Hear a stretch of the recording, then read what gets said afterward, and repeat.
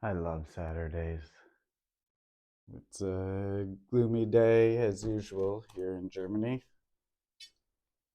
Take a look outside.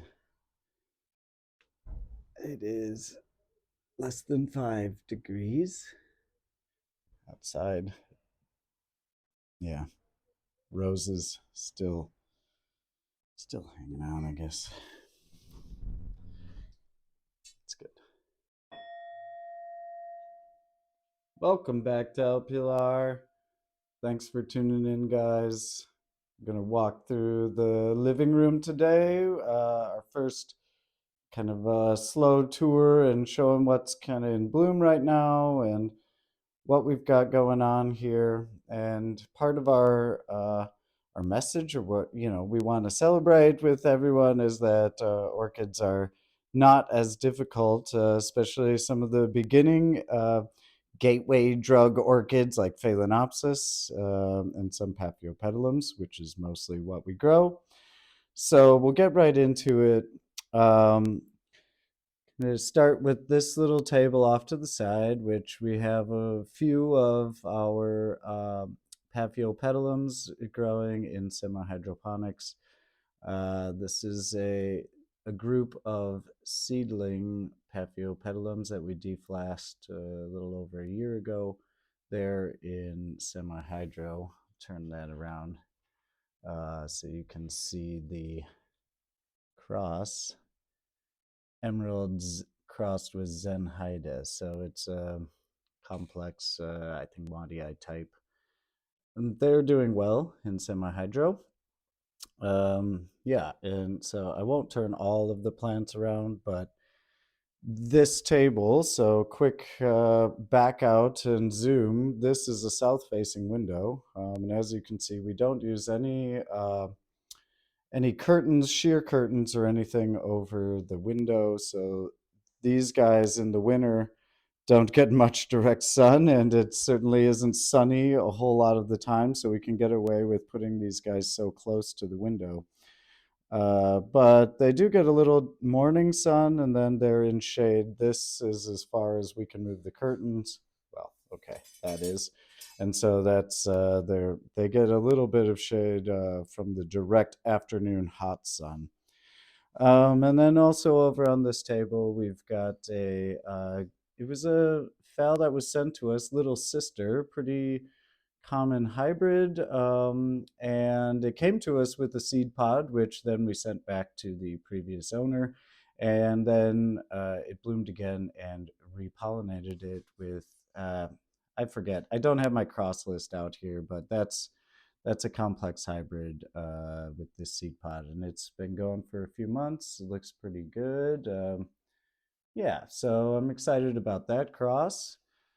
And also from the same person, we received this guy, Stewartiana, which we really like. It's grown a new leaf, it's settled in, it's doing well, it's holding this spike, and yeah, hopefully that'll keep blooming or keep growing and then bloom again. Like the leaf patterning, it's pretty solid. Some of the other pictures you'll see of the Stewartianas have a bit more modeling in the leaves, but yeah, that's okay. And also coming up is Delinadia. You can see in low bud right now, just a bud popping out. And also, like we mentioned in our Gratrixianum PAB video, the leaves here, we do leave those on, but also why we do not try to water so high, let the water fill up so high in the container, because if it gets on these little new growths, that can kill them. And so, yeah, a bit concerned about that new growth right now because, again, it overwatered and need to be more conscious of that. And then up high, Spicerianum, Paphiopedilum, Spicerianum, also in semi-hydro. We were hoping it would bloom this winter, this fall, but it didn't. It didn't bloom. So, oh well, maybe next time. And down here, Paphiopedilum ferianum. Um, Also in semi hydro, but it's a very slow grower. And yeah, uh, experimental plant. This came to us as a kiki from another online friend, and we decided we're trying to experiment more with full moss growing in culture. And so that's a Phalaenopsis palens species kiki in full moss. And it's nice because we only have to water like every couple of weeks. Try to water. Maybe every week and a half, and it's just a drizzle of water. It's a huge water savings, and so far it's looking good. It's been in full moss for a couple months, and this is, like I said, our first foray into this. I think in the future, when we grow in full moss, we'll use not plastic pots with the outer cache pot, but probably a whatchamacallit, ceramic pot. So, typical ceramic that will breathe a little bit. And then down here, Falmanii flava.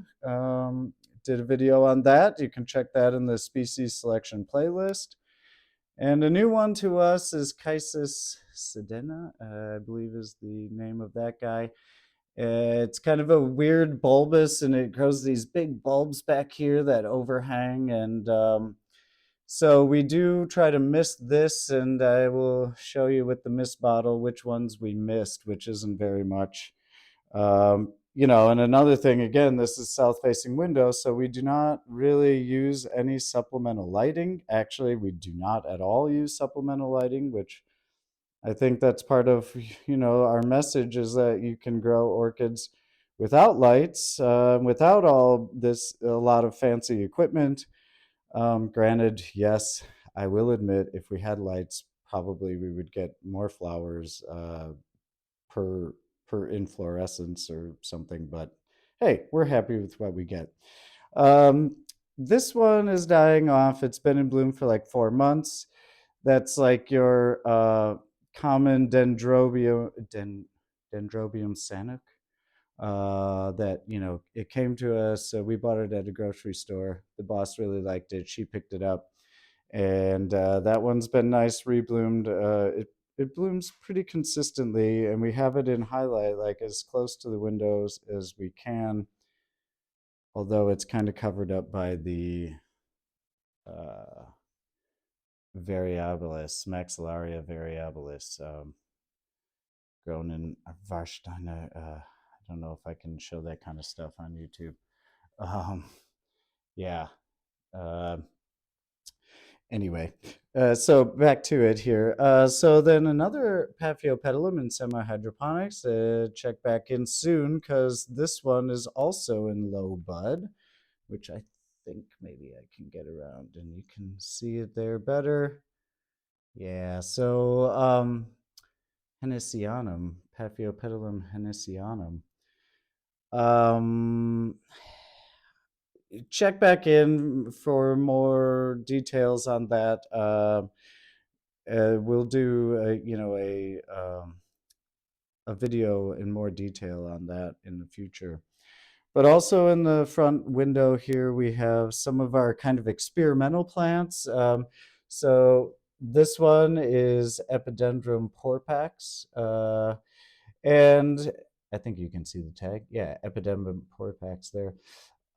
It's compact moss in the bottom of a bonsai dish that we had laying around, and then on top is loose moss with some granite pellets. And so it's kind of just the roots are in this very top layer, and we water this. We do spray. This is one of the ones also that I try to spray a couple times a week, just to really light spray, just to keep the roots a little damp.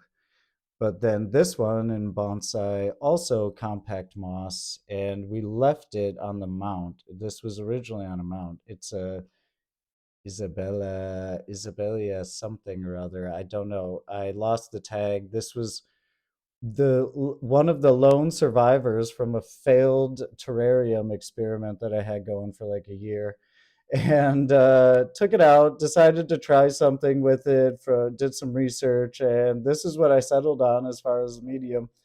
And it's doing great. It's grown several new bulbs, as you can see, since we've repotted it. It's got another one coming on, but it hasn't flowered yet, so I'm not exactly sure what I got to do. Maybe it just needs more time to recover. I can't believe it survived the failed tank experiment.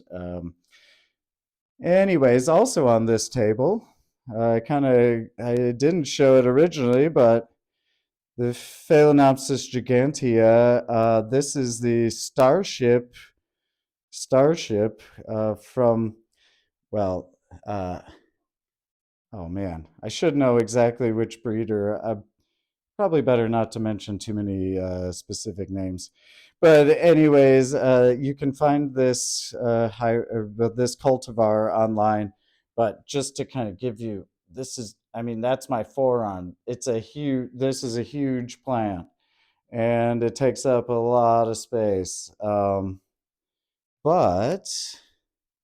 I'll show you again, shameless plug, future upcoming. It is growing a spike. This spike has been growing for quite some time now. It won't focus. There it goes. And it's the first time that this plant has bloomed. It's in very large bark.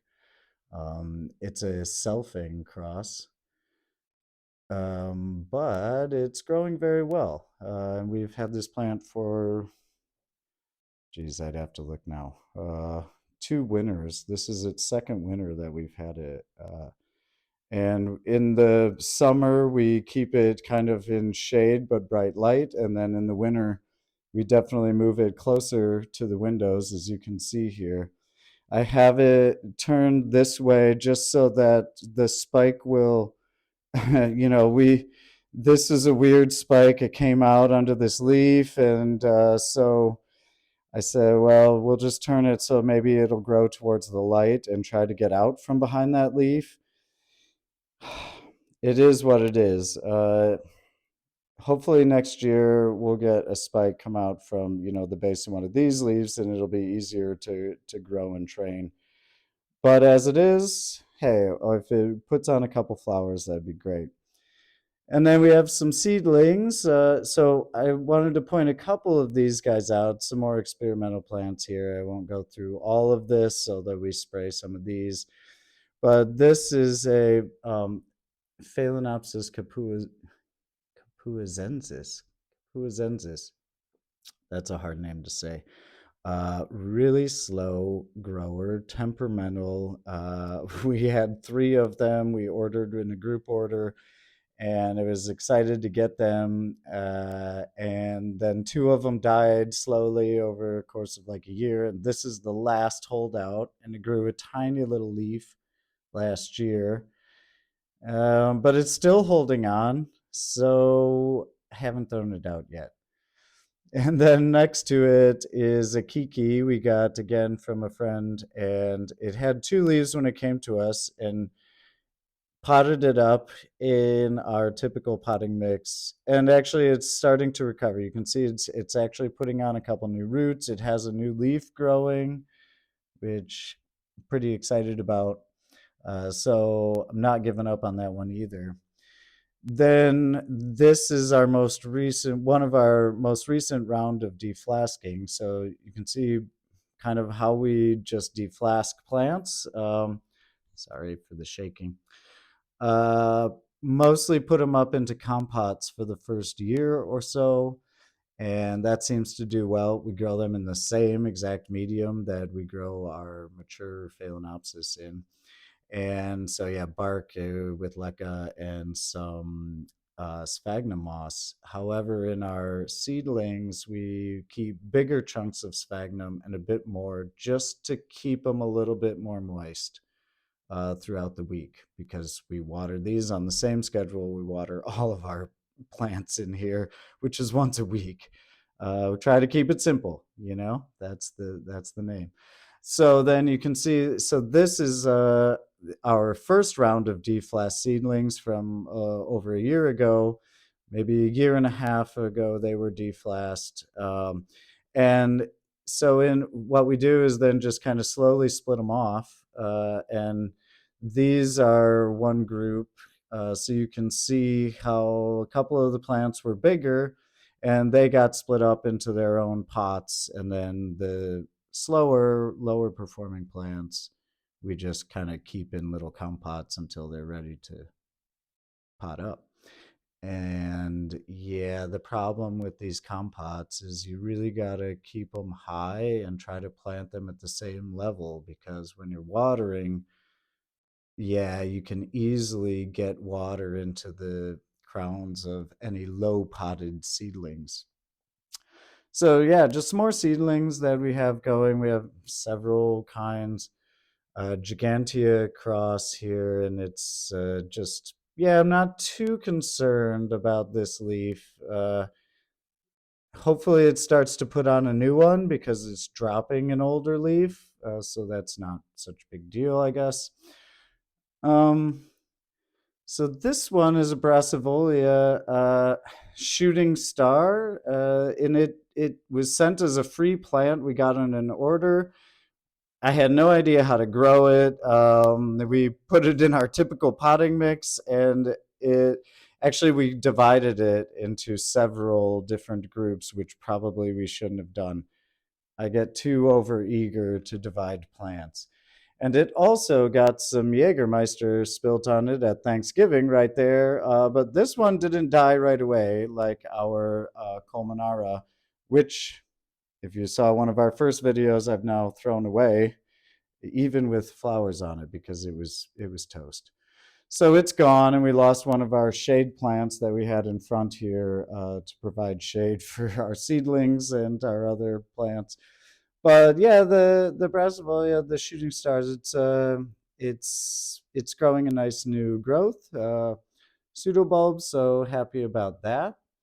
But we do keep these in the maxillarias. We keep in front as well because I love them. They give a lot of shade for the plants behind them, and they kind of grow wild and look fun and are a unique foliage plant. So, not all orchids need to be grown just for their flowers, and these are really interesting.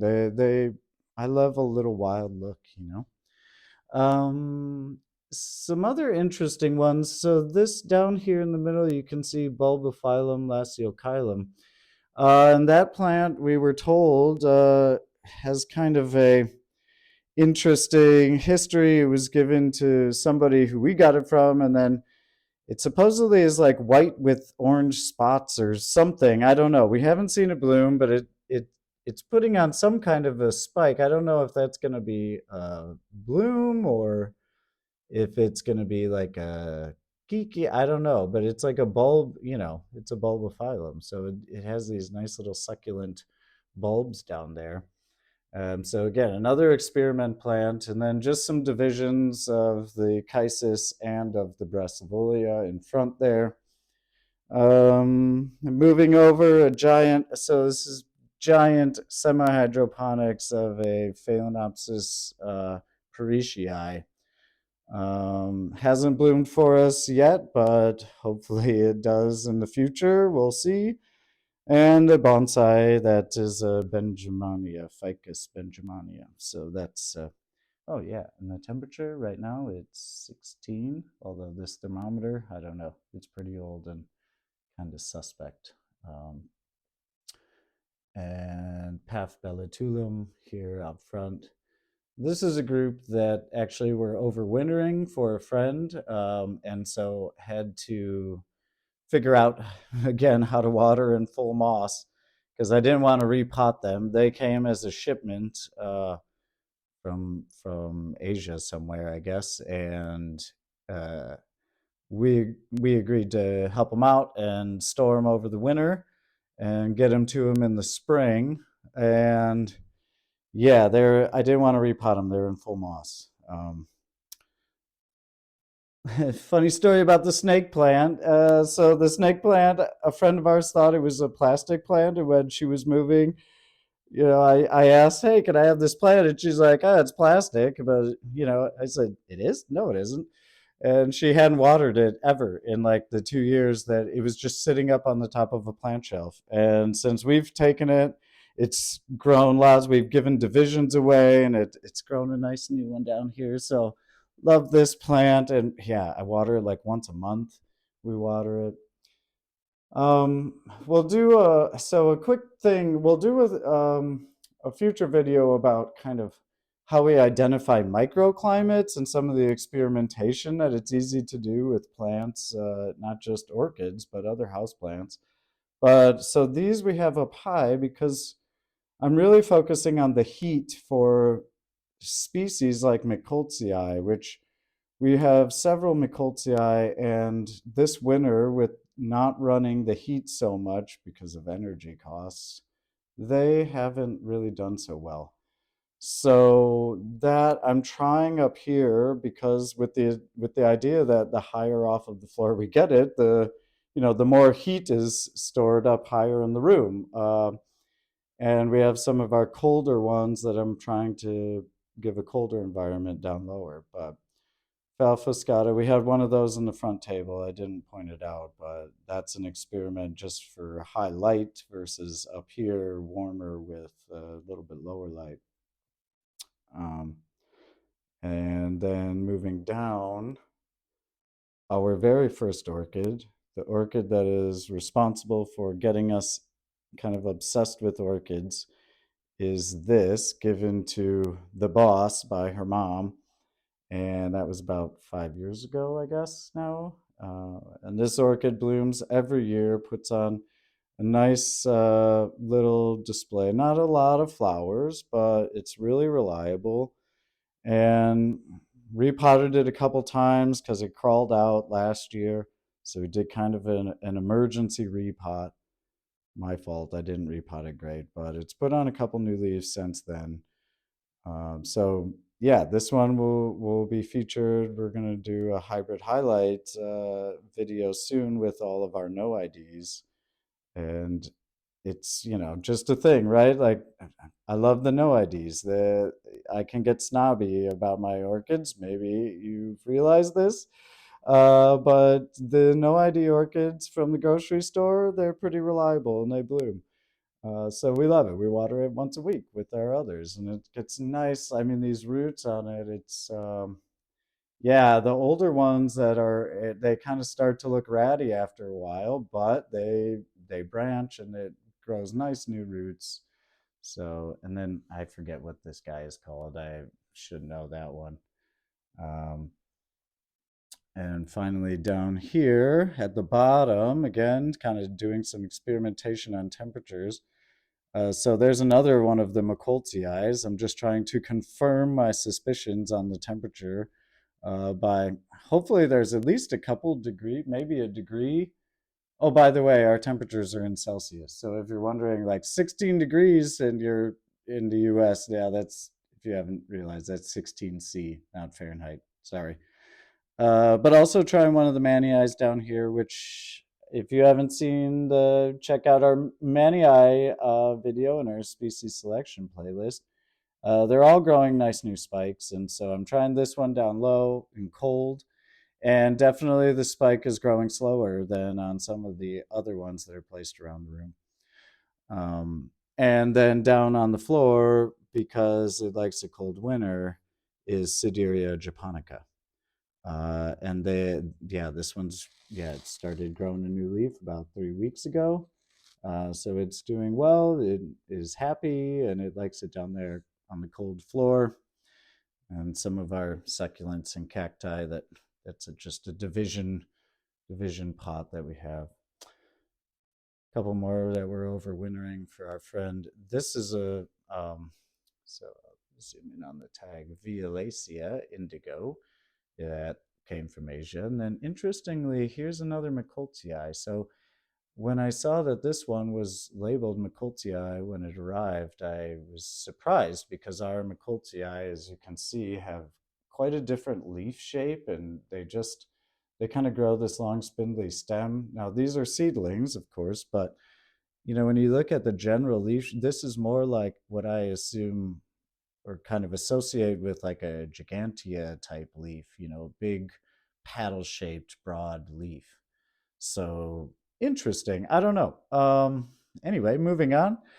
Another round of seedlings here. Again, you can see some of the older seedlings that have been uh, out of flask for over a year now. Hopefully, again, some of them will start to see bloom in the spring. That would be nice if we could get our first deflast seedlings to bloom. We've got a bunch back over there. Here's another Delinadii, but interesting story. On this one, um, I repotted it horribly and it crawled out. And then the new growth, it started putting out a new growth and then it died because the whole thing was way out of the pot. So did an emergency repot on that, and then it's slowly recovering, but yeah, it pays to repot well and do it once, and then if you see an issue that needs to be addressed, definitely address it and don't let it go. And here's another one that we struggled with in the beginning. It's Corningiana coffee crossed with Speciosa coffee. Hold on, I'll pull the tag out. So two coffees.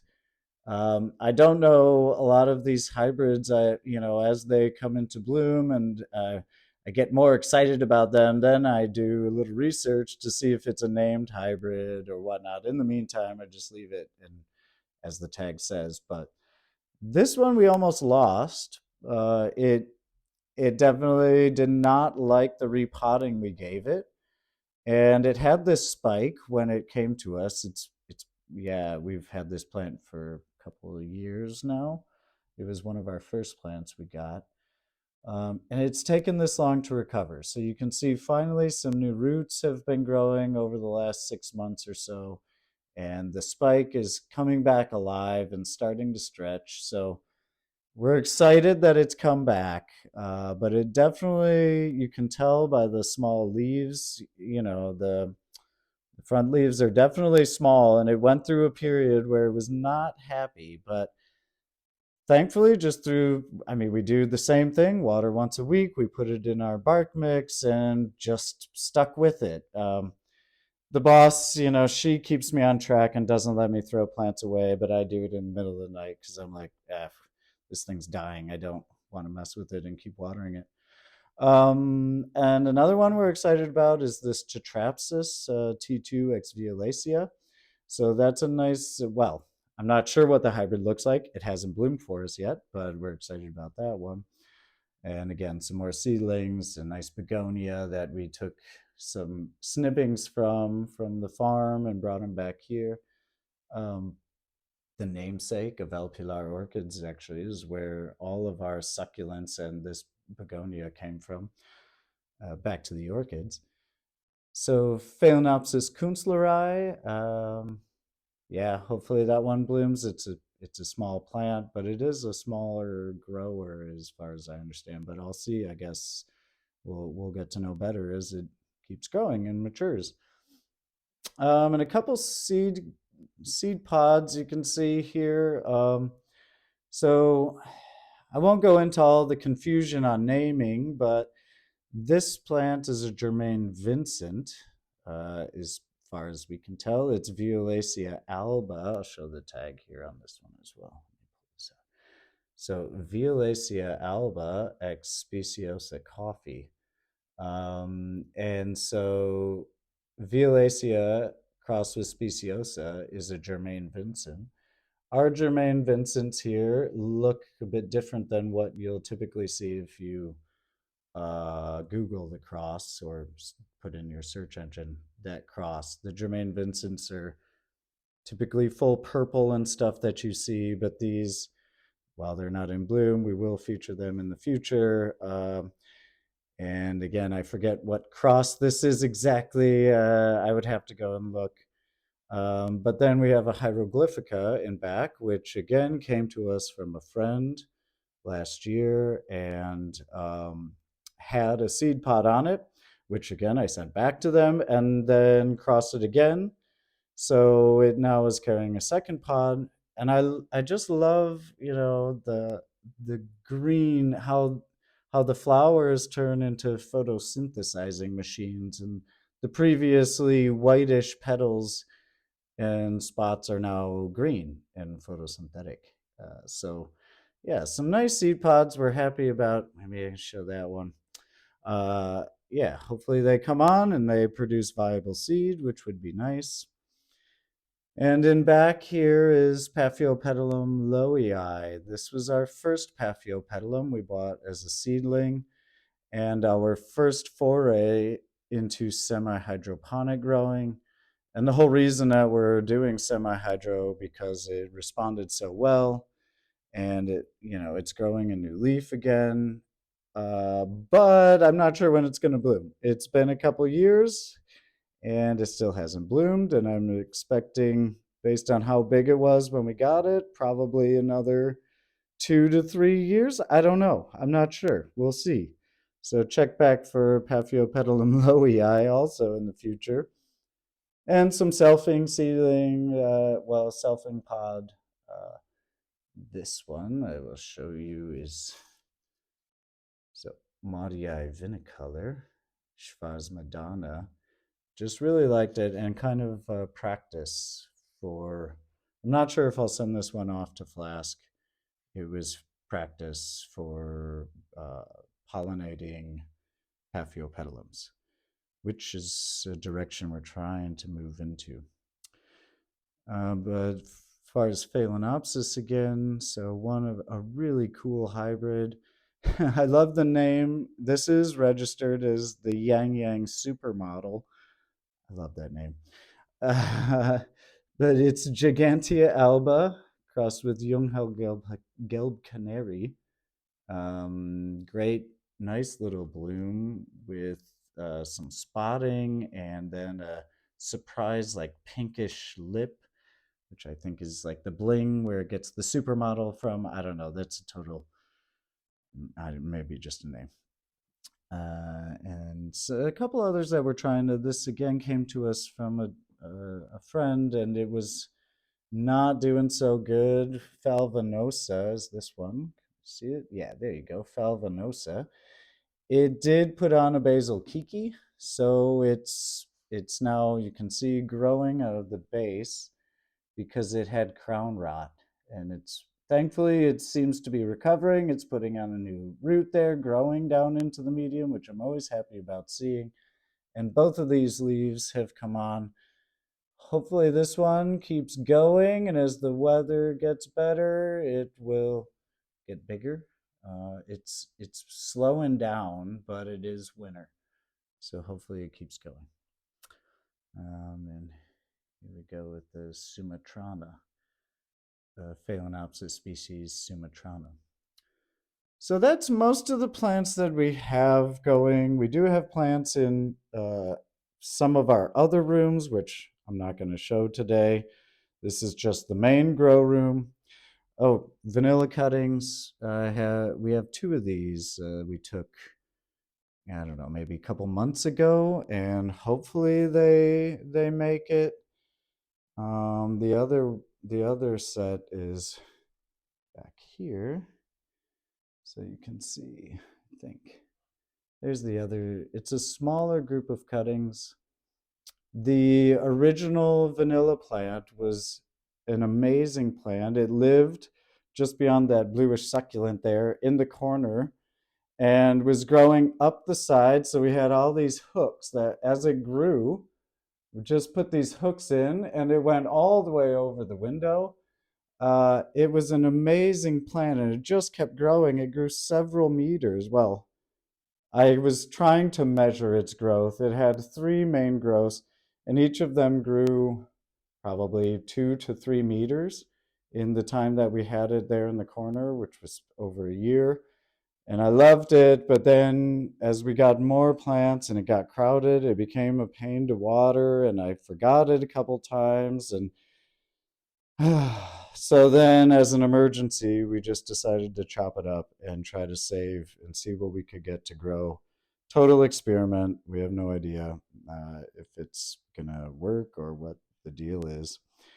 But finally, so on the main table behind me, this is where we grow most of our, let's say, flowering plants. The ones that are in flower, we try to keep on the main table just so we can see them. And they're, yeah, front and center and we can enjoy them. But the problem is that we watch TV and at night have try to move them off so they don't block our view and they're not in the way. We eat dinner sometimes at this table instead of the main table, and so we kind of got to move the plants away. But show you what's in bloom here really quickly. um, so we just did the video on this guy, and you can check that out in our species playlist, Paphiopedilum Gratrixianum. Let me get the camera going again. Okay, there we go. So Paph Gratrixianum in bloom now, and yeah, it's curled up nicely. It is maturing more and getting more curled. I didn't mention in the video, I forgot, but it's cool in the first few days of blooming, that guy, like, it closes up at night and then it reopens during the day. And so when we get home from work, it's like open again. And then when we wake up in the morning, it was closed. So it did that for like 3 or 4 nights, which was pretty cool. Anyways, moving on. Yeah, Ambanosa hybrid, Paphiopedilum, or sorry, Phalaenopsis ambanosa, also in bloom. And then this one is coming up. This will be our next species selection, Philippinenza alba. That's a Paphiopedilum, Philippinenza alba. And then one of our favorite phals. This was again one of the orchids that got us into this whole thing, is this plant, which is a no ID Phalaenopsis that came from one of our local plant vendors that is a very nice shop. And it's orangish. I'm not sure if it has. I always kind of suspected it had some Vanda in it somewhere, but it was sold to us as a Phalaenopsis with no name, because it's kind of orangish, pinkish blush blooms. This will be again featured in another video, and it's a monster. I mean, the roots are just crazy, and it just keeps branching new roots, and yeah, it keeps trying to crawl out. But it is growing nice spikes this year. Last year it bloomed with only one small, actually, no, it didn't bloom last year. 2 years ago was the last time it bloomed, with one smallish spike. But this year, really, hopefully, it keeps going and we can get all of the buds to flower. And then moving over now, another species of Phalaenopsis. I'll show you this one. So Schilleriana is this one, Phal Schilleriana. Love it again for non-flowering plants. This one is awesome because of the crazy modeling. The back of the leaves, the bottom, the undersides is purple. So it's really cool even when it's not in flower. And of course, it grows these crazy roots as well. But it is growing now a nice spike, end of January. And it's got 6, 8 flowers growing. Hopefully, it again will grow all the way and we can get those nice flowers. A couple last ones then were this is a hybrid Phalaenopsis. And again, so not to go into the naming, but this plant is registered as a Vasnamucca. Vasnamucca. The dents is just my name or our name for the how the spike grows, because we have a couple of these. You can see Tetrapsis ex viridis is the cross. But we have a couple, and one is more spread out. This one grows tighter clusters, and you can see it's in bud right now, so should bloom hopefully in another couple weeks. But tighter buds, and then the flowers usually open pretty close to each other in time. So you have several. They last for quite a while as well. And then this is the other Wasnermucke we have, which is German, I think, for Wasner mosquito. So, we just call them the Wasner mosquito. But this one blooms. I mean, they both have bloomed a lot, but this one only puts on one, maybe two flowers at a time. So you can see we've got one bloom coming. Maybe a second one will come out, and it's always done that. And they kind of don't really form a nice tight cluster. It's more of a true sequential bloomer, whereas this one produces like a spike that it just keeps and then blooms all at once. So interesting difference in the same cross. And this one is carrying a seed, but I'll show you it is the same cross. This tag's a little harder to read, but Tetraspis exviridis. This one we call big, not dense, because the flowers on this particular plant are noticeably larger than the smaller dense Vasnamucca we have. So it's crazy. These guys are very small, and these they bloom again one or two flowers that are much bigger, noticeably bigger, and that's been consistent every time they bloom. So this one is also carrying a seed capsule right now. I forget what it is, but we'll get to all that later. Finally, Ambinosa. In bloom right now. We've done a video on that again, but love how white they are. That is so it's just like that red on the lip when it's so white. It's these are really cool flowers. Love this guy.